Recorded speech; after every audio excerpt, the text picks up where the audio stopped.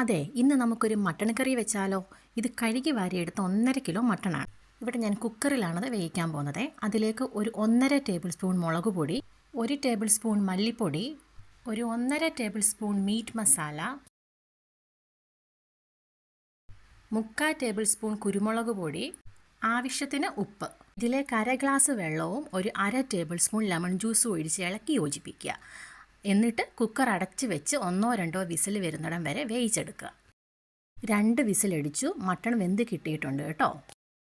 ആവശ്യത്തിന് വലിപ്പമുള്ളൊരു പാൻ എടുത്ത് അത് ചൂടായി കഴിയുമ്പം ഏകദേശം 2 ടേബിൾ സ്പൂൺ എണ്ണ ഒഴിക്കുക. ഞാനിവിടെ സൺഫ്ലവർ ഓയിലാണ് യൂസ് ചെയ്യുന്നത്. എണ്ണ നന്നായി ചൂടായി കഴിയുമ്പം അതിലേക്ക് 2 ടേബിൾ സ്പൂൺ വീതം ഇഞ്ചി വെളുത്തുള്ളി അരിഞ്ഞത് ചേർത്ത് അത് നന്നായി വഴറ്റിയെടുക്കുക. ഏകദേശം അതിൻ്റെ പച്ചമണമൊക്കെ മാറി വരുന്നുണ്ട്.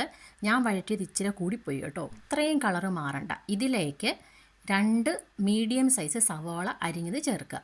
എന്നിട്ടിത് ഇളക്കി യോജിപ്പിച്ച് അതിലേക്ക് നിങ്ങളുടെ ആവശ്യാനുസരണം ഉപ്പ്, ഞാൻ ഏകദേശം 1/2 ടേബിൾ സ്പൂണോളം ഉപ്പിട്ടിട്ടുണ്ട്. നല്ലതുപോലെ ഇളക്കി ഒരു 5 മിനിറ്റ് അടച്ച് വെച്ച് വഴറ്റിയെടുക്കുക. ഇടയ്ക്കൊന്ന് ഇളക്കി കൊടുത്തേക്കുക കേട്ടോ. ഇതിൻ്റെ ഇടയ്ക്ക് ഞാൻ ഇതിലേക്ക് ചേർക്കാൻ മറന്നുപോയ 2 ഏലക്കായ, ഒരു 4 ഗ്രാമ്പു, ഒരു ചെറിയ കറുവപ്പട്ട, ഒരു വഴനയില, ഇത്രയും അതിൻ്റെ ഇടയ്ക്ക് ഇതിനകത്ത് ചേർത്തായിരുന്നു കേട്ടോ. ഇതിപ്പോൾ ഏകദേശം നന്നായിട്ട് തന്നെ നമുക്ക് വഴറ്റി കിട്ടിയിട്ടുണ്ട്.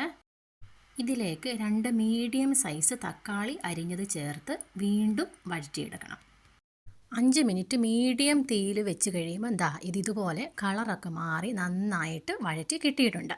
ഈ വഴന്ന് കിട്ടിയതിലേക്ക് ഒരു 1/4 ടീസ്പൂൺ മഞ്ഞൾപ്പൊടി, ഒരു 3/4 ടേബിൾ സ്പൂണോളം മീറ്റ് മസാല, നമ്മൾ മുന്നേ മട്ടൺ വേവിച്ചപ്പം ഒരു 1.5 ടേബിൾ സ്പൂൺ മീറ്റ് മസാല ഇട്ടായിരുന്നു കേട്ടോ.